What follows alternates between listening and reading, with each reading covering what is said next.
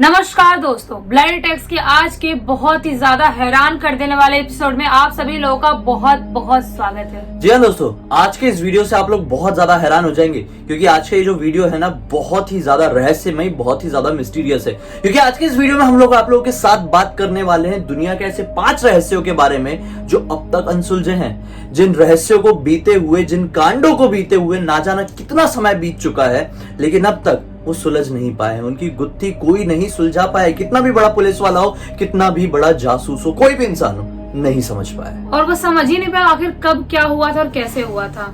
जी हाँ दोस्तों, तो इसी लिस्ट में 5वें नंबर में नाम आता है सिंधु घाटी सभ्यता और मोहनजोदारो का।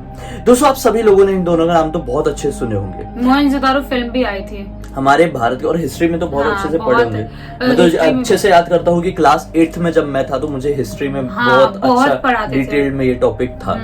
तो ये जो दोनों सभ्यताएं हैं ना, ये बहुत पुरानी है भारत के इतिहास की। बहुत पुरानी, और ये लगभग आज से तकरीबन 5000 साल पहले के आसपास बीती मतलब बहुत ज्यादा टाइम पहले की यानी अगर हम नॉर्मल लेवल पे बात करें तो ये द्वापर युग के आसपास की बात है। हाँ, लगभग उसी टाइम। ये जो सिंधु घाटी सभ्यता थी ना, ये इतनी ज्यादा एडवांस थी, इतनी ज्यादा क्या सिर्फ 5000 साल पहले भी ये लोगों ने ईंटों के घर बना दिए थे। हाँ, और वॉशरूम यूज करते थे। स्विमिंग पूल था उन लोगों के पास। और उन लोगों के पास क्या था? उन लोगों ने नालियां बनाए हुए थे जो ढककर रखे थे। उन लोगों ने बहुत ही कमाल के वेंटिलेशन वाले घर बनाए हुए थे। और ऐसे वेंटिलेशन वाले घर कि जिनमें ना पंखे, ना एसी, ना कूलर की जरूरत पड़े। और कुछ लोग तो ये कहते हैं, कुछ आर्कियोलॉजिस्ट का ये भी दावा है कि वो लोगों ने वो जमाने में भी स्पेशल तरह के फ्रिज तैयार कर रखे थे। फ्रिज भी था उनके पास कि उसमें कोई सामान, कोई खाना खराब ना हो उसमें रखने के लिए। मतलब इतने ज्यादा एडवांस कैसे हो गए वो लोग, समझ में नहीं आ रहा था। क्योंकि देखो, अभी फ्रिज बाकी सारी चीजें, एसी हो गया, वॉशरूम बनाने, सब कुछ बाद में आया, बहुत बाद में आया। लेकिन इतने 1000 साल पहले सब कुछ करके रखे थे, मतलब सोचने वाली बात है बहुत। चलो हम मान लिए कि वो लोग एडवांस हो गए, वो लोग स्पेशल दिमाग लेके आए थे, वो गॉड गिफ्टेड थे। लेकिन ये समझ में नहीं आता कि इतनी ज्यादा विकसित सभ्यता अचानक से कैसे पूरी दुनिया से लुप्त हो गई, गायब हो गई। हाँ, मतलब उसमें से एक भी इंसान कोई भी नहीं दिखता और कोई उसका कुछ है ही नहीं वहाँ पे। वो सभ्यता पूरी तरह से खत्म हो गई, खत्म ही हो गया पूरा। कैसे पॉसिबल? ये सबसे बड़ा रहस्य है कि ये कैसे खत्म हुई भाई। जब वो लोग इतने उन्नत थे, इतने विकसित थे, तो कुछ तो कर सकते थे ना वो खुद के लिए। और चलो कुछ नहीं कर पाए तो कुछ तो छाप छोड़ दिए होते कि हमारा क्या हो रहा है, हमारे साथ क्या बीत रहा है और अब हम खत्म हो जाएंगे। ये वो बहुत सारे लोग चीजें तो करते हैं ना अपनी चीजों को लेकर। जैसे हम लोग आज के टाइम में अपनी मेमोरीज को बचाने के लिए वीडियो बना रहे। मैं तो बहुत छोटी बात कर रहा हूँ, वीडियो बना रहे। वैसे ही हर स्तर के लोग अपनी मेमोरीज को बनाने के लिए कुछ ना कुछ करते ही होंगे, है ना। वैसे ही शायद वो लोग भी कर सकते थे क्योंकि वो लोग बहुत ज्यादा एडवांस थे। लेकिन क्यों नहीं किए? मेरे को पता ऐसा लगता है कि द्वापर युग की बात होगी अगर उसके लगभग की, तो फिर बाद में कलयुग आया, युग चेंज हुआ। तो शायद ऐसा कुछ ग्लिच हुआ होगा। युग चेंज होने में ग्लिच तो होता ही कुछ ना कुछ। तो ऐसा कुछ तो हुआ होगा जिसकी वजह से वो लोग गायब हो गए होंगे। पता ऐसा नहीं हो सकता है। ऐसा क्या पीत गया जो हमेशा के लिए लोग विलुप्त हो गए। इनके बारे में कुछ पता नहीं चल रहा है। वो लोग आज होते तो मतलब ऐसा लग रहा है कि अपन और ज्यादा बहुत ज्यादा एडवांस होता, शायद जापान के लेवल पे पहुंच गए होते हम, क्या मालूम उससे भी ज्यादा होते। क्योंकि उस टाइम 5000 साल पहले इतनी सारी चीजें, मतलब उन्नति, इतना सब कुछ होना, आज के डेट में हम बहुत ज्यादा आगे होते हैं, एक्सपेक्ट भी नहीं कर सकते। बहुत सारे लोग बोलते हैं कि यहाँ पर कोई महामारी आ गई थी। बहुत सारे लोग बोलते हैं कि इन्हें ईश्वरीय श्राप लग गया था। तो बहुत सारे लोग बोलते हैं कि यहाँ पर किसी ने काला जादू कर दिया था। कोई लोग बोलते हैं कि रातों रात पूरी सभ्यता गायब हो गई। मतलब जितने मुंह उतनी बातें। हाँ, वो तो लेकिन असली फैक्ट क्या है ये कोई नहीं बता पाया। वैसे तो होता ही, अगर कुछ किसी को नहीं पता सच में क्या वहाँ पे था, सच में असली बात क्या थी, तो सब लोग अलग अलग बातें बनाते हैं। लेकिन अगर हमने नहीं जाना, हमने नहीं देखा है और उसके बारे में कुछ पुख्ता सबूत नहीं मिला, तो हम उसके बारे में ज्यादा नहीं बोल सकते कि कैसे गायब हुआ। वैसे आपकी क्या राय है कमेंट सेक्शन में बताइए, एकदम पुख्ता सबूत के साथ नहीं। मतलब आपको क्या लगता है, मतलब क्या पॉसिबिलिटी है कि ऐसा क्या बीता होगा जो सब कुछ खत्म हो गया? इंतजार रहेगा कमेंट सेक्शन में। चौथे नंबर की लिस्ट में नाम आता है दोस्तों एक अमेलिया नाम की लड़की का। अमेलिया नाम की एक अमेरिकन पायलट थी जो कि काफी कम उम्र में ही पायलट बन गई थी। इसने काफी समय तक प्लेन उड़ाया था। अच्छी खासी एक्सपीरियंस थी, और कई बार तो इसे को पायलट की जरूरत भी नहीं पड़ती थी जब ये छोटा प्लेन उड़ा रही होती थी। मतलब इतनी ज्यादा इंटेलिजेंट थी और इतनी ज्यादा स्ट्रांग रही होगी जो इतनी कम उम्र में ही इतनी बड़ी बड़ी फ्लाइट्स इसने उड़ाई और इतना ज्यादा उड़ाई। इसने एक सपना देख ली, इसको मालूम था कि मेरे अंदर टैलेंट आ गया, लोग बोलने लगते ना, तो वो भी समझ चुकी थी, अपने टैलेंट को पहचान चुकी थी। तो उसने ड्रीम देख लिया कि मेरा सपना है कि मैं अपने एक प्राइवेट जेट से पूरा वर्ल्ड टूर करूं। मतलब उसके अंदर इतना कॉन्फिडेंस आ गया था, उसको लग रहा था कि मैं तो सब कर लूंगी और मैं पूरा वर्ल्ड टूर करूंगी और मस्त एंजॉय करूंगी पूरी लाइफ। और इसी सपने को पूरा करने के लिए इसने 2 जुलाई सन 1937 को अपनी उड़ान भरी। ठीक है, उड़ान भरने के कुछ समय बाद ये पैसिफिक ओशन के ऊपर पहुंची, और पैसिफिक ओशन के ऊपर पहुंचने के बाद अचानक से इसके प्लेन का संपर्क, जो नीचे होते हैं ना, जो जीपीएस नेविगेशन वाले लोग होते हैं, जो ध्यान रखते हैं कि कौन से क्या प्लेन उड़ रहे हैं, वो लोग कनेक्शन में रहते हैं, वो दोनों का कनेक्शन अचानक से टूट जाता है। मतलब उस प्लेन का, अमीलिया का, और नीचे जो ध्यान रख रहे होते हैं, जो नेविगेशन वाले लोग होते हैं, उस यूनिट से संपर्क टूट गया। अब वो लोग ढूंढने लगे कि वो फ्लाइट गई कहाँ, परेशान हो गए बिल्कुल। ज्यादा टाइम नहीं लगा है, वो तुरंत खोज में निकल गए, अलग अलग जेट्स उड़े, विमान उड़े उसको ढूंढने के लिए, लेकिन नहीं ढूंढ पाए। आने वाले 2 साल तक, यानी 5 जनवरी सन 1939 तक नॉन स्टॉप ना जाने कितनी सारी टीम बनी, संगठन बने इसे ढूंढने के लिए, लेकिन ना ही अमीलिया का कुछ पता चला, ना ही उसकी कोई फ्लाइट का पता चला। फिर आखिरकार 5 जनवरी 1939 को ये घोषणा कर दी गई कि वो हमेशा हमेशा के लिए लापता हो गई है। और 1939 से लेकर अभी 2021 आ गया, अब तक ये रहस्य बना हुआ है कि आखिर कहाँ गई वो फ्लाइट, कहाँ गई वो अमीलिया। मतलब सोचने वाली बात है, कैसे गायब हो सकता है कोई, और मुझे लगता है किसी और यूनिवर्स में चली गई हो, या कहीं तो, या एलियन ने किडनैप कर लिया, क्योंकि ऐसे केसेस बहुत बार आ चुके हैं। पैरेलल यूनिवर्स, हाँ, मतलब जो तुम कहना चाह रही हो। यूनिवर्स में ना, हमारे ब्रह्मांड में बहुत सारे ग्लिचेस होते हैं। हाँ, कई बार होते हैं, टाइम स्लिप होता है, और कई बार ऐसे केसेस सामने आए हैं कि चीजें टाइम स्लिप कर गई है, टाइम ट्रेवल कर गई है। वो एक फ्लाइट पता है ना, जो कि 35 साल बाद लैंड किया था, और अंदर के सारे लोग कंकाल में बदल चुके थे। इसके ऊपर तो हमने काफी वीडियो बनाया है, और वैसे ही एकदम अच्छे से बैठे बैठे प्रॉपर अपने, वो जो पायलट है वो भी उसका जो होता है ना, जो भी स्टीयरिंग बोलते हैं, फ्लाइट को उसको पकड़ के बैठा हुआ है। और जैसे ही लोग भाग के देखने का अंदर, तो सब कोई कंकाल है। जब सब कंकाल थे तो उस प्लेन को उड़ा के कौन लेके आया, और वो प्लेन 35 साल बाद कैसे लैंड किया? और खुद से तो प्लेन लैंड तो नहीं कर सकती, ये तो पॉसिबल नहीं है। तो हो सकता है कि शायद अमीलिया का भी फ्लाइट जो रहा होगा, वो भी टाइम ग्लिच की वजह से दूसरे यूनिवर्स में या दूसरे समय में पहुंच गया, और शायद हो सकता है 35-40 साल बाद या 100 साल बाद कहीं वापस आ जाए। ऐसा हो सकता है, क्योंकि एक फ्लाइट के साथ ऐसा हो चुका है, तो इसके साथ भी शायद कभी हो जाए, ऐसा हो सकता है। अब जो भी हो, कुछ नहीं, ये तो रहस्य ही रह जाएगा, और ये अनसुलझा रहस्य रहेगा सबसे बड़ा, क्योंकि सिर्फ समय को पता है कि क्या बीतने वाला है, और किसी को नहीं। हम तो सिर्फ अपने अपने तर्क लगा सकते हैं। ऐसा ही एक बहुत हैरान कर देने वाला एक और रहस्य है, एक पेंटिंग का, जिस पेंटिंग का नाम थोड़ा कंफ्यूजिंग मैं पढ़ के बताता हूँ। Madonna with Saint Giovannino. हाँ, मडोना विथ सेंट जियोवानिनो। ये एक पेंटिंग है, आपको देख रही है। इस पेंटिंग को ध्यान से देखिए।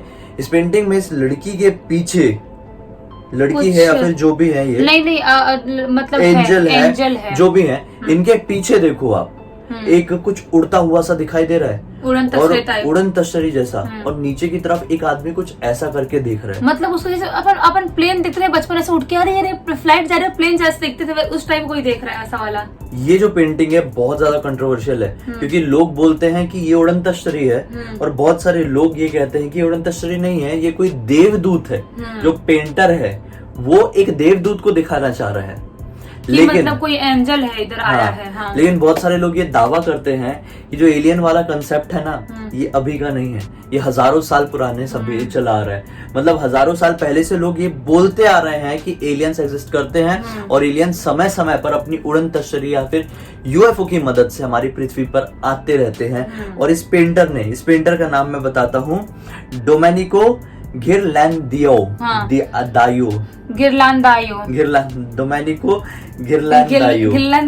ये यही दिखाने की टफ नाम होता है यार। हाँ, ये पेंटर यही दिखाने की कोशिश कर रहा है कि एलियंस आते रहते हैं। हाँ, मतलब वो ये दिखाना, इतने साल पहले मतलब कौन से ये 15वीं पंद्रहवीं शताब्दी शताब्दी की पेंटिंग इतने साल पहले उसको मतलब दिखाना चाह रहा, जो हम अभी अभी जान रहे हैं। मतलब एलियंस का कंसेप्ट बहुत हाँ, पहले से है, जो हम अभी अभी जान रहे हैं। हम शॉक्ड होते हैं, बहुत सारे एलियन लोग होते नहीं कि नहीं जानते, होते। बहुत सारे हाँ, लोग नहीं मानते हैं, नहीं मानते, बहुत सारे एलियंस नहीं मानते नहीं मानते होते तो कोई भी पेंटर ना बिना मकसद के कोई भी चीज पेंट नहीं करता है। उनके हर एक पेंटिंग के पीछे कुछ ना कुछ मैसेज, कुछ ना कुछ बात छुपी हुई उनकी होती है, फीलिंग रहती है वहाँ पे, इसलिए कुछ ना उनको कुछ आर्टिस्ट कहा जाता है। इसीलिए फीलिंग रहे या फिर कोई बात रहे, कोई मैसेज हाँ। रहे, लेकिन कुछ ना कुछ जरूर होता है, बेमकसद कुछ नहीं होता है कोई भी आर्टिस्ट की कोई भी हाँ। चीज। ऐसा ही एक सबसे हैरान कर देने वाला रहस्य मुझे अब जो लगा, मैं जो बताना चाह रहा हूँ वो है डीबी कूपर का।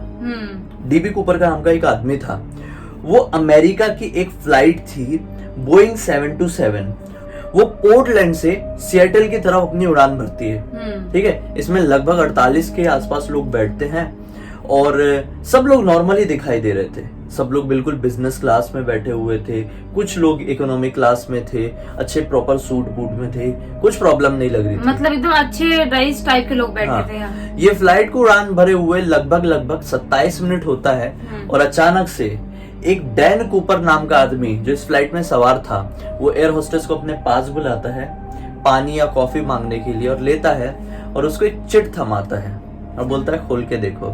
जब वो खोल के देखती है तो उसमें क्या पढ़ती है कि मैम मेरे पास बम है, मुझे $2 लाख चाहिए, साथ ही साथ 4 पैराशूट चाहिए और साथ ही साथ एक बड़ा टैंकर चाहिए जिसमें फ्यूल भरा हो सिएटल एयरपोर्ट में, और अगर मुझे नहीं मिलता है तो मैं इस बम से पूरे फ्लाइट को उड़ा दूंगा, सब खत्म कर दूंगा।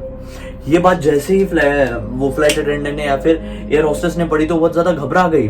वो तुरंत जाके अपने जो सीनियर थे उनको इन्फॉर्म करती है, पायलट से बात करती है, तो आखिरकार यही कंक्लूजन मिलता है, इसी बात की तह तक लोग पहुंचते हैं कि इसे दे दो भाई, नहीं तो लफड़ा हो जाएगा, इसके पास रियल का बम है।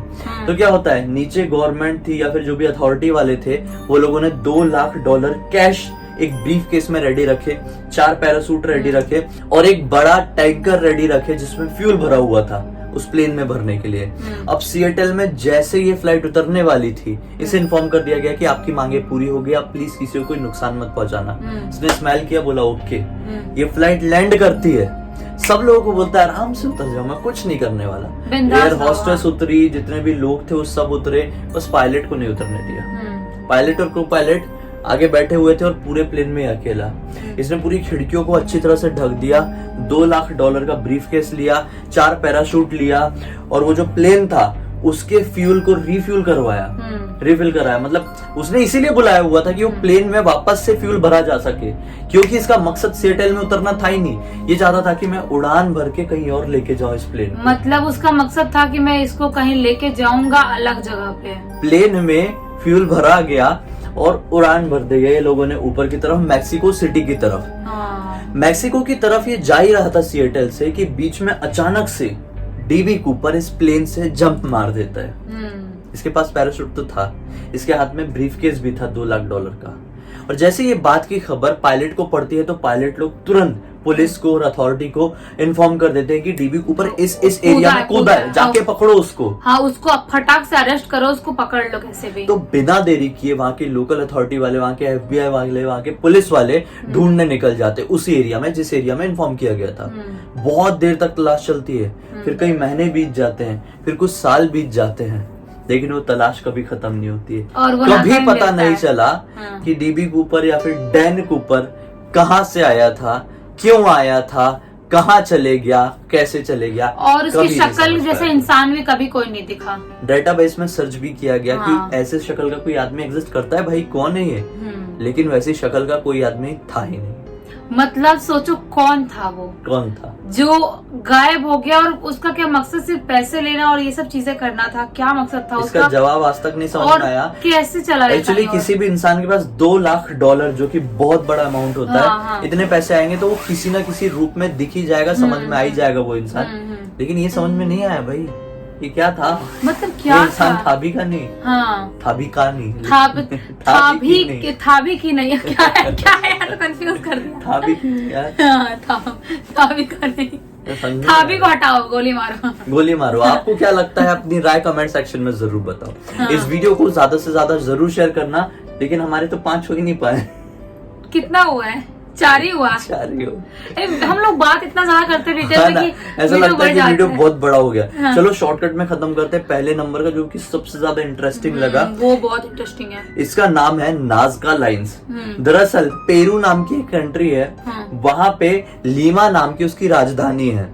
लीमा नाम की राजधानी के बस कुछ ही दूरी पर एक नाज़का रेगिस्तान नाम की एक जगह है जो हाल ही में डिस्कवर की गई है। और जब डिस्कवर की गई तो उसे देखकर बहुत ज्यादा लोग चौंक गए, क्योंकि पूरे रेगिस्तान में लाइन ही लाइन बनी हुई थी, लाइन ही लाइन। तो लोग टेंशन में आ गए, बोली लाइन क्या है। फिर एक प्राइवेट जेट उसके ऊपर से उड़ के जा रहा था, अचानक से नीचे नजर पड़ी और वो जो रेगिस्तान था ना, रेगिस्तान में 800 से ज्यादा स्ट्रेट लाइन बनी हुई थी। लगभग 70 आकृतियों से ज्यादा, 70 से ज्यादा इंसानों की, जानवरों की, मछलियों पक्षियों की। की वो जो ड्राइंग है वो बनी हुई थी। हाँ। और लगभग 200 या 300 ज्योमेट्रिक लाइंस बनी हुई थी। हाँ। और ये ऐसी आकृतियां थी, ये ऐसी लाइन थी जिसे कंप्लीट देखने के लिए आपको हजारों फीट की हाइट में ही जाना पड़ेगा, तब ये लाइंस दिखाई देगी। आप नॉर्मली धरती पे खड़े होकर वो नहीं देख सकते, पॉसिबल नहीं है। अब लोग टेंशन में आ गए, बोले इतनी बड़ी ड्राइंग जिसे हजारों फीट के ऊपर के ऊंचाई से देखना पड़ रहा है, वो बनाया किसने, कैसे बनाया, कब बनाया, कैसे पॉसिबल? तो यहाँ पे बहुत सारे आर्कियोलॉजिस्ट आ गए, बहुत सारे हिस्टोरियन लोग आ गए, चेक करने लगे। बोले ये तो 2000 साल के आसपास पुरानी है। लोगों टेंशन में आ गए कि 2000 साल पहले, बाप रे, ऐसी लाइन बनाया किसने। मतलब अगर इंसानों ने बताए हैं, वो इंसानों ने बताए हैं, तो इतनी टेक्नोलॉजी, इतनी टेक्निक उनके पास कैसे आ गई कि इतनी बड़ी ड्राइंग उन लोगों ने बना दी है। और अगर इंसानों ने नहीं बनाया तो किसने बनाया, क्यों बनाया? मिस्ट्री, ये है असली मिस्ट्री। आज तक कोई नहीं समझ पाया है कि इतनी बड़ी बड़ी ड्राइंग्स कैसे बन गई, क्यों बन गई। इंसानों की बस की बात नहीं थी। अगर कोई टेक्नोलॉजी नहीं है तो फिर किसने बनाया, कैसे बनाया, क्या हुआ। इंसान भी आज के टाइम में नहीं बना सकता इतनी बड़ी बड़ी ड्राइंग्स, भाई जिसे नॉर्मल अगर हम ऐसे खड़े तो देख ही ना पाए, उसे देखना है तो बहुत हजारों की हाइट में जाना पड़ेगा। वही तो वो बना सकते हैं क्या? आज भी नहीं बना सकते। आज भी टेक्नोलॉजी इतनी ज्यादा विकसित नहीं हुई है, तो 2000 साल पहले कैसे? बहुत सारे लोग क्या बोलते हैं, एलियंस ने बनाया। और मुझे भी लगता है कि शायद एलियंस ने बनाया होगा, पॉसिबल है, मुझे भी ऐसा लगता है। और वीडियो कुछ ज्यादा ही बड़ा हो गया, देखेंगे नहीं फिर। इस वीडियो को यहीं पे एंड कर देते हैं। अब बोलूंगा, इस वीडियो को पसंद किए है तो इस वीडियो को ज्यादा से ज्यादा लाइक कर दीजिए, चैनल को सब्सक्राइब करके बेल आइकन दबा के ऑल के ऑप्शन में क्लिक करना, क्योंकि इसी तरह के हैरान करने वाले यूनिक वीडियोस हम लोग आप लोगों के सामने रेगुलरली लेके आते हैं। इनका लिंक इस वीडियो के डिस्क्रिप्शन बॉक्स में मिलेगी, क्लिक करके डायरेक्टली वहां पर पहुंच जाना। चलिए कल फिर से मिलते हैं, तब तक के लिए बहुत बहुत धन्यवाद। आपका दिन शुभ हो।